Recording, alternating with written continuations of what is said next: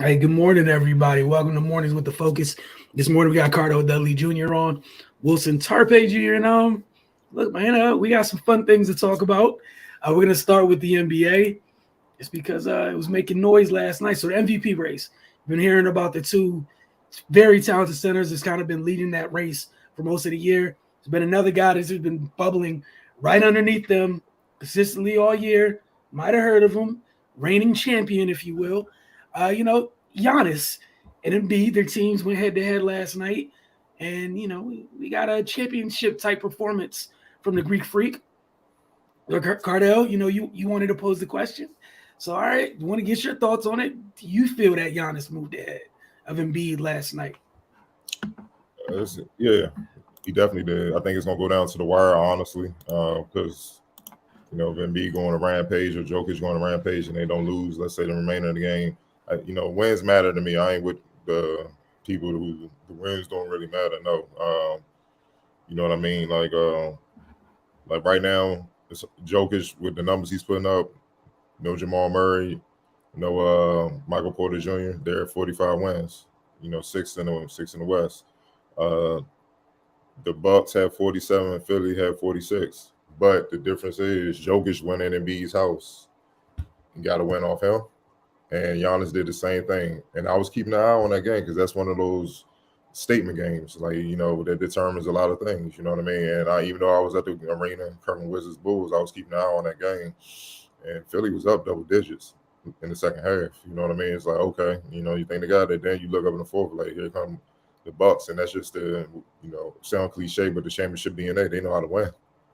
You know what I mean? And, that's what you saw late in the game. You saw them getting key stops. And that block by Giannis is just what he does, man. That's why, and this personally, years ago, I said he was coming. I said it's only a matter of time. And everybody was clowning for whatever reason, hating. I'm just going to call it what it is when they were hating. Because really they were scared. They saw him coming, and they knew if he just got halfway reliable jumper to keep the defense at bay, it's a wrap because you can't really stop him doing anything else. It was going to go down. He was going to win the ship, and he did. And, they pulled through and got done last year, and his confidence went through the roof. Like, now he has no fear of nothing. Like, he's not worried about nothing. He know he can get it done. No matter how he started, he's more focused on, I can finish. That's what you saw last night. And there's no more excuses, man. This is what I'm saying. What me and you have talked about, on the show, why you shouldn't dish your teammates, because now the spotlight is on you. So when them teammates are no longer there and all that stuff like that, who you going to blame? You know what I mean? And, you got the guy you said, I've never played with this type of talent before. You got that guy. Why can't y'all close out the top teams, and let alone at all, but in your own building? You feel what I'm saying? It's just, it speaks volumes. And then you got guys in his campaign and stuff. And we people got to stop campaigning for stuff that benefits them and just be real. You can't say you real in one breath and then the next breath you campaigning. Like, it's you enabling folks by lying in a sense. You see what I'm saying? Like, give people their just due. It's Giannis came there and obviously with Drew Holiday and Middleton, those guys, they took that win. Philly was up double digits with James Harden, former MVP, and Joel Embiid, who's an MVP candidate, playing two positions. And you got an NBA championship coach on the sidelines as well in your building. It's no excuse, man. Like, you got to keep it real as far as what happened. I feel like Joel Embiid is not the favorite no more to win his MVP. That knocked him down. And now it's a two-man race between Jokic and Giannis. You feel what I'm saying? And that's just facts. I don't want to hear the campaigning. This is your chance to really set in stone. All right, this is my trophy. This is my time. And especially when the other guy coming in is at your position. We're not he's not, but he's a big man. Let's be real. Those are the top three big men in the league. It's Giannis, Embiid, and Jokic. Period. Then we figure out the rest. So you've lost twice to the other two in your building. It's hard to say you MVP with that when they got the same amount of wins, and then other guys were in and out of their line. I know Ben wasn't there for most of the season, but Harden been there the last 2 months or whatever, February, or no, when they get straight, January, late January or something like that. We about to be in April this week, partner. It's about to be playoffs. So it's no more excuses.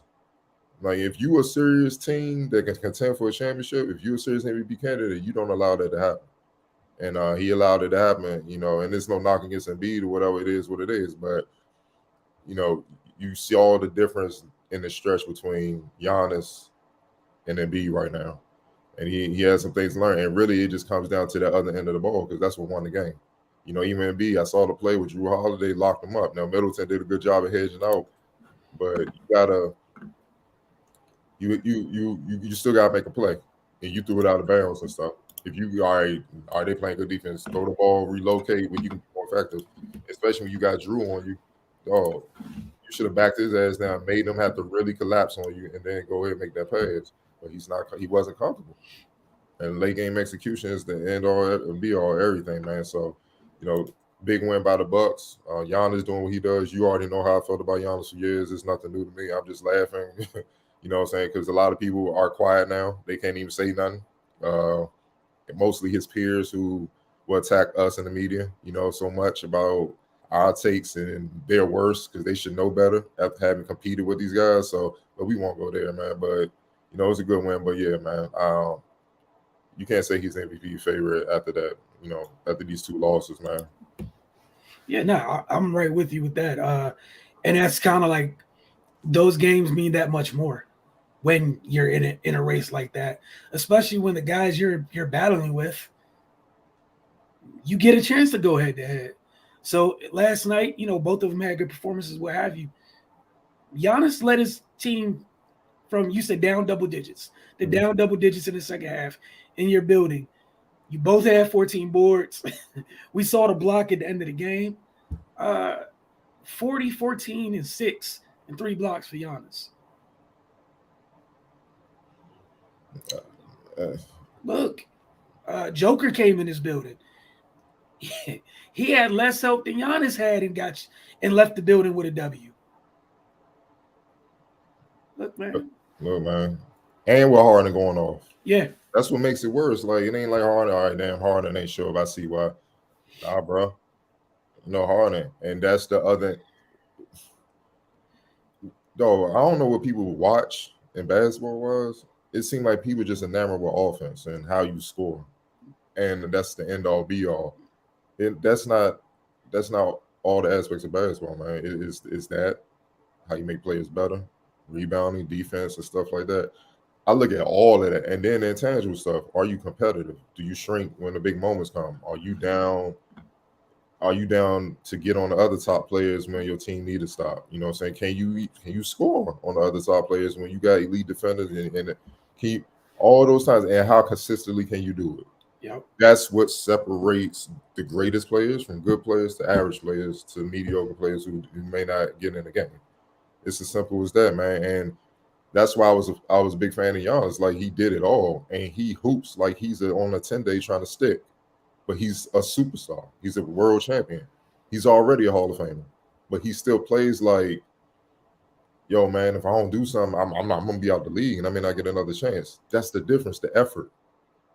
And, you know, my coach used to say, man, you got to put deposit in when the cameras ain't around, when the lights ain't on. You got to put deposits in your account.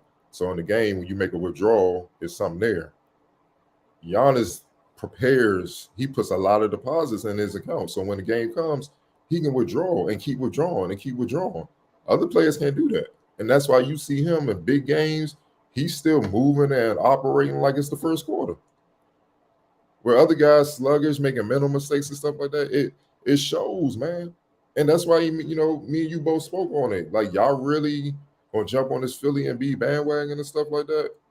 No disrespect. 2 great players, but 2 people who are known to shrink in big critical moments and haven't really gotten it done. Y'all gonna get behind that over guys that have? Okay. That's narrative stuff to me, and that just doesn't make sense. And it's not that, man. But if you that dude, these are dog. These are the ones you should have, not just them, the league, a message like, yeah, we coming. You feel what I'm saying? That's what it is. Like Phoenix, they lost the championship, they smacking everybody. Yeah, Memphis, everybody's getting it. Everybody's getting it. Young boys, yo, we young, but we ain't waiting our turn. We want it now. We want to eat now. We hungry. Y'all old dude, y'all gonna have to get up out of here. You know what I'm saying? And we gonna rub it in y'all face hostile. You know what I'm saying? If y'all don't like it, do something about it. As simple as that. These are the ones you gotta do. And Philly has been up and down, you know, since the trade. And now it's no excuses. You can't say it's no excuse. You ain't had time. Nope. That's what y'all had. Y'all put it all on that other dude. He ain't there no more.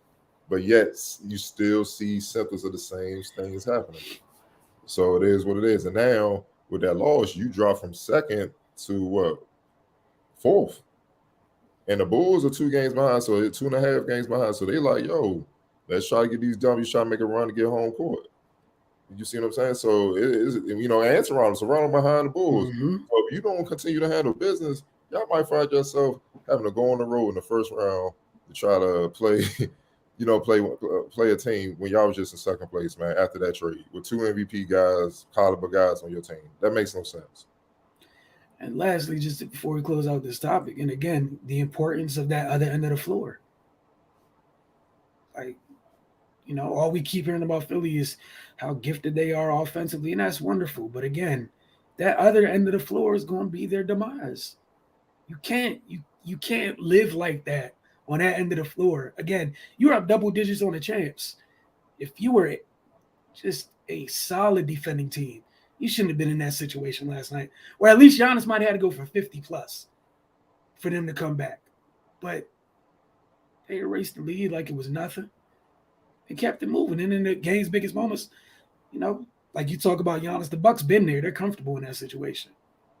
We've seen you time and time again. And this is after the trade against the East. Like, I know some teams in the East don't have the seeding that maybe they should have or whatnot. But, the teams with equal star power, with the other stars that match your stars, you haven't beat those teams. You haven't beaten them teams. And like you talking about, if you end up going on the road, that's going to be even tougher in the playoffs. Mm-hmm. Again, that end of the floor. But, offense over everything until it matters, right? Right? Russ exchanged with a reporter last night. I'm just going to play the clip and get your thoughts afterwards. First out there that now you guys are actually the 11th seed, so you're out of the playing game. What changes going forward? Nothing, man. Nothing. And why is that? Because it doesn't. What does it change? We still got games to play. Other teams still got games to play. We still got to play teams that's above us in the play-in. Don't really change much. Thank you, guys. What do you think should change? Winning. Beat. Okay, that's obvious. What do you think should change? Winning games, playing hard. Ask the question, give an answer. That's all. You got to answer the winning? All right. You have to answer the winning? I'm not out there playing. You give me the answer, but you think. Exactly. So, I don't have to answer. Exactly. If you don't have it, you out there. If you ask me to have an answer, you don't have it either. Well, but I don't play, Russell. I want to get the information from you, so that I'm one person, Sharon. Right. It's a team game. So I don't have an answer. Okay. I don't have it. But I'm asking the pros who know the game, play the game, what you think you can do to make it your part, their part, everybody. That's what I'm asking. No, okay, respect that. Okay. You got that? You got that? You got that? It's all good. See that? It's good. You got that? All right, cool. You got to make sure recording. All right. Your thoughts on the fun back and forth with Russ and the reporter from last night's loss? First of all, shout out to the reporter. I'm not sure what his name is. For being a professional, not getting rattled, staying in his ground, staying in his position and stuff, and breaking it down to a point where even Russ had to dab him up, like, all right, yeah, you got me. You wasn't trying, be funny and stuff. And it's unnecessary. That's why some of the backlash that Russ has gotten outside of his, attacking his family, I'm not cool with that. Slandering his last name, because that affects a lot of people. I'm not with that. But the critiques and stuff like that, he deserved it. You know what I'm saying? I don't have no, the clown and stuff like that, because I don't like that when somebody's just doing their job. Now, if it's somebody that got a history always messing with you, I think he got at a reporter before that always was negative about OKC, I believe. Handle your business, dog, because they don't want to see you succeed. They just in it to try to slander you and attack you at any moment's notice. But that's unnecessary. I know you frustrated, dog, but you gotta be professional. You know what I'm saying? And this is the thing with a lot of dudes in the league and stuff that confuses me. one minute they be like, you never played in the league, you don't understand. Cool. So when you ask a question to try to understand, you get mad at that. And so which one is it? Is it just catering to how you're feeling at the moment? Is that the real thing? Because it makes no sense, man. It's just he asked a simple, question. You gotta be professional, bro. That's part of the job. You know what I mean? And even when he was here in DC, one thing I ain't like about him, and this is not me slandering Russ because I mess with Russ. You know what I'm saying? It's just real. He'd be just like this press conference. Yeah, man. Both teams did with the phone and stuff. I'm like, dog, you're an oppressor. Give the people respect. You can't ask for respect and not give it. You feel what I'm saying? Like, I'd rather you just be like, I don't want to talk to the media, which is fine. Just say that. You know what I'm saying? And then just pay your fines and keep it moving. That's part of the guidelines. And I don't want to hear what fans have to say about this, man, because a lot of fans just gonna ride whatever player is with some emotional attachment, and these players don't give two F's about them. You see what I'm saying? Meanwhile, if the fan roll up to the player and the fans for autograph, the players say no and carry them, then they're going to get on Twitter and slant on them right after. So, it's just that, man. Just be professional, man, because he does it too much. He's done it throughout his career. And really, it's the rattle reporters that mess him up and stuff like that, make him look stupid. And it comes off, as, in a sense, a different way.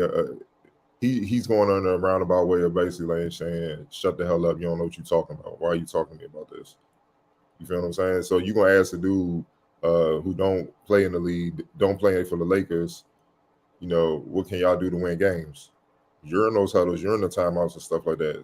That's what I mean by, okay, which one is it? Either we don't know because we ain't play, but when we ask to know, then you come off with the little funny ass responses and stuff like that. And it's unnecessary. Just do what you got. Just answer the question. Obviously, you can't give us the play-by-play or your game plan and the scouting reports and stuff like that. Clearly, you can't. Obviously, but you gotta just be respectful. Just be like, look, man, we got a lot of things to figure out. It hasn't been going right. We gotta go back to the drawing board with everything. You just say something along those lines, and he can respect that and leave you alone. And that takes nothing but a couple minutes. But doing that, and then while you try to make him look stupid, ultimately you ended up looking like an ass. Because he ain't get rattled. He like, look, man, I'm asking you. You the pro. You don't want to play. So how I'm going to know if I, that's why I'm asking you. I'm trying to figure it out. I'm trying to find out from you. And then all the rest was laughing down. I'm like, yeah, you right. All right, then. So what's all this about, dog? So it's just unnecessary, man. Gonna move on to the Clippers been through it this year. They've been battling, missing their two key guys. Paul George made his return last night in a win. Utah's one of several teams in the West that's kind of just sliding in the standings. The Clippers, a big win for them last night. PG comes back. That's 34 points in his return, 2 rebounds, 6 assists, 4 steals, and a block. He shot 10 to 20 from the floor in his first game back in so many days. Just your thoughts on PG's return last night. One, he got fresh legs, so that's an advantage. Shows the work he put in, shows the commitment, shows his professionalism. He could have easily be like, I'm chilling. But what made it easier to, try to fight back and play was that his teammates held it down. They fought all season to still be in the mix, to get in the playoffs and all that. And you saw what they was doing last year, and they're better this year. They're more in sync.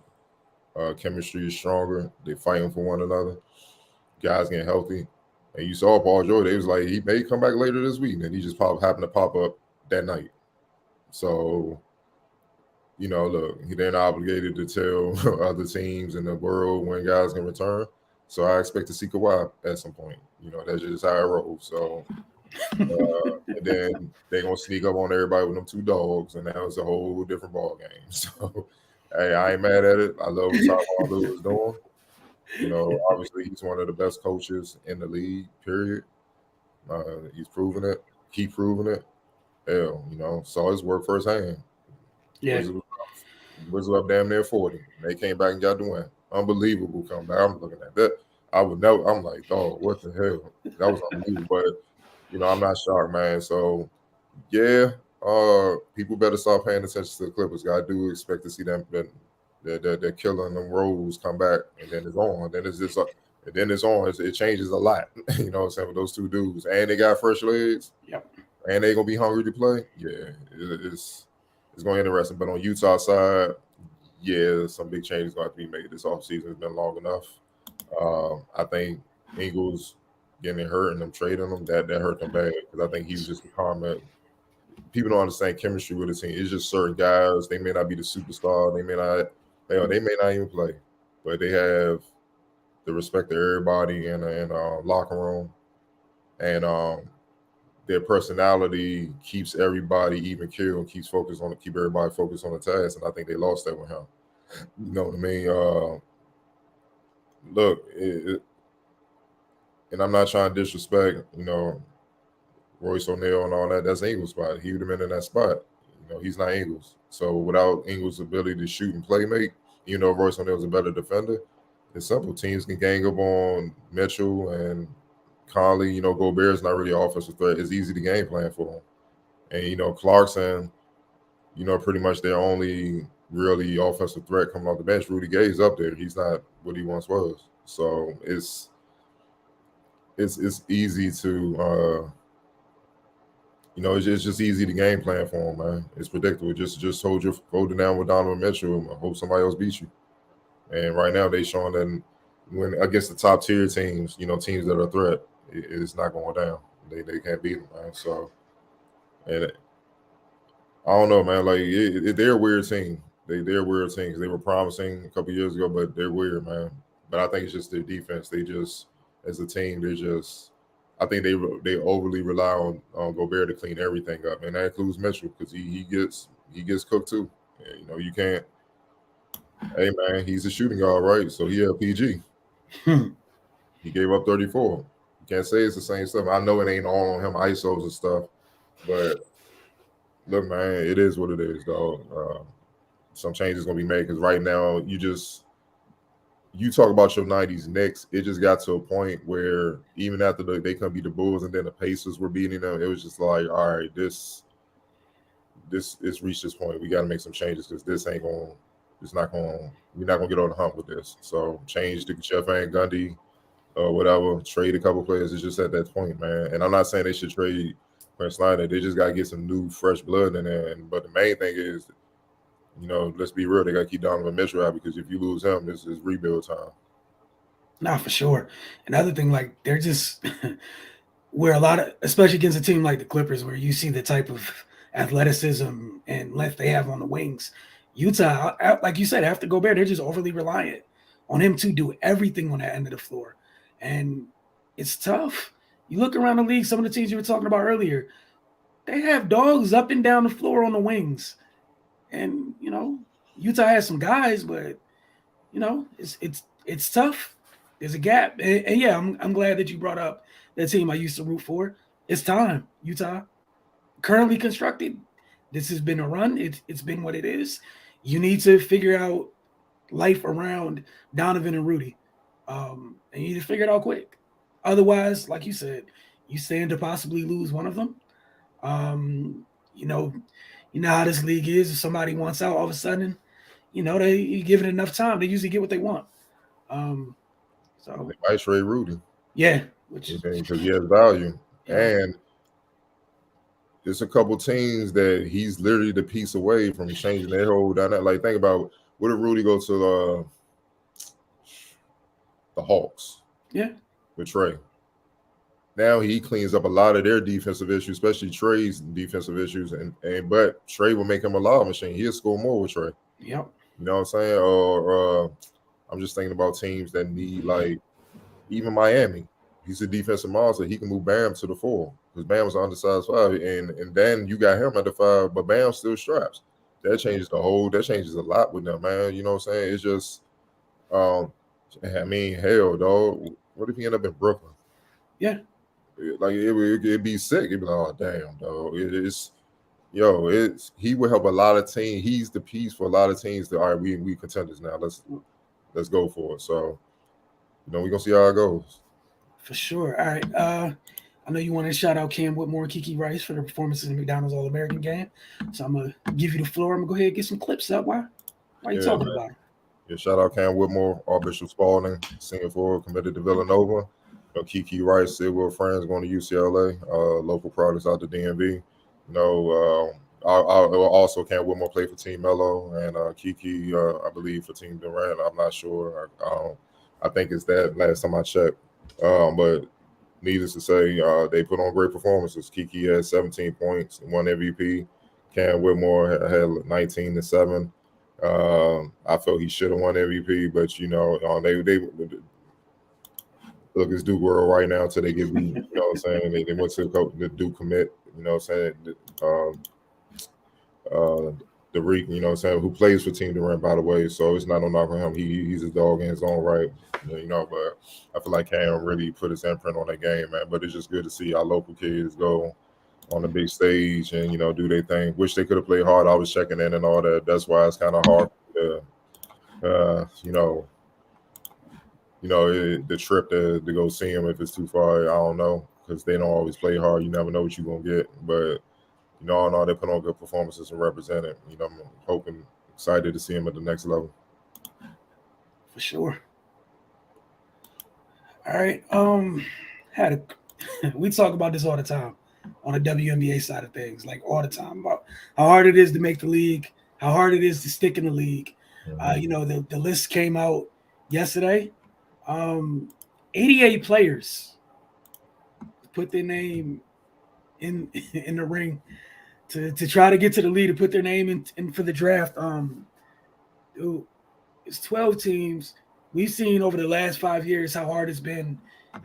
We've seen multiple first rounds as a whole, all 12 players not stay in the league before. Right. What do you think about that many players putting their names in the ring? And one,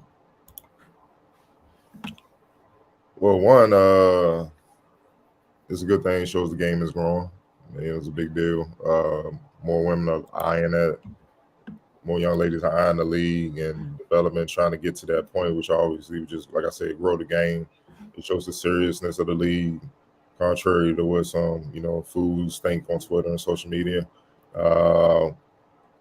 It shows how competitive it is. We always say it's more competitive than the men's side, because I think it's with 12 teams, it's literally 144 players, something like that. Yeah. In the league. We've seen all Americans that get cut. They don't even make it past training camp. You know what I mean? They got to go overseas. They might get called up here and there. You have to literally be the elites of the elites to not only make a roster but stay.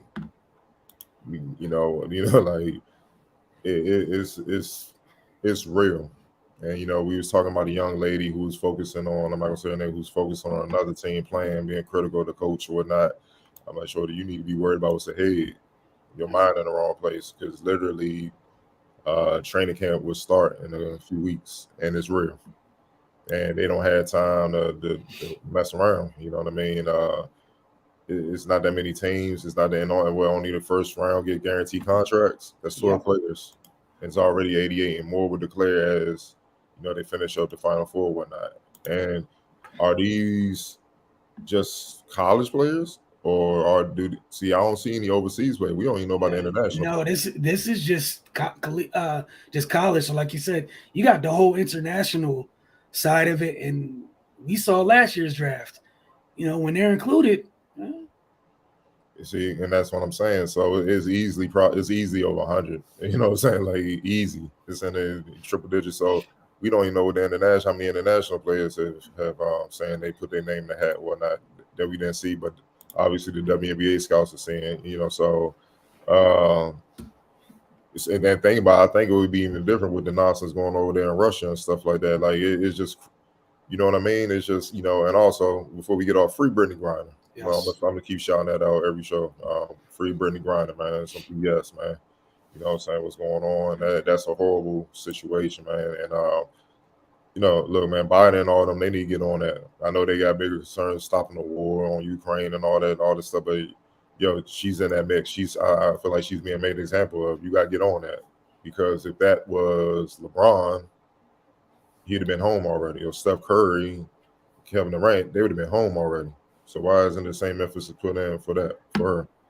You know what I mean? So it is, it's crazy, man. It's just a horrible incident, but the WNBA real, and that's why I love watching it. They're more competitive, more sound and stuff, because you have to be. It's a higher quality of basketball than the men outside, the athleticism. You know what I mean? I think NBA All-Star said it best. They play like how the NBA was in the 80s and 90s. You know what I'm saying? That high quality of basketball, which also goes to show you the quality currently in the NBA, that it's not up to par like it should be. So, but neither here nor there, man. Better come with it. I hope these ladies are training. They out of it. They better be training and be taking it serious, because obviously the women in the WNBA, they don't want you coming in taking their jobs.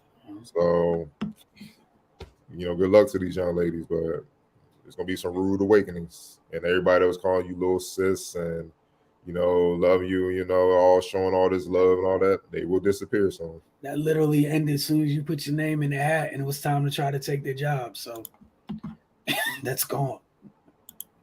Appreciate you, Jovan, for the comment. Yeah, I mean, yeah, in a perfect world, expansion would happen ASAP, but they got some things to take care of, and obviously everyone would like that, but at this time, look, man, it's tough to make that league and stay in it. It is what it is. And some of the names that aren't on that list, if a couple underclassmen decide they want to come out, things move even more drastically. But hey, Cardell, I want to thank you for hanging out with us this morning, man.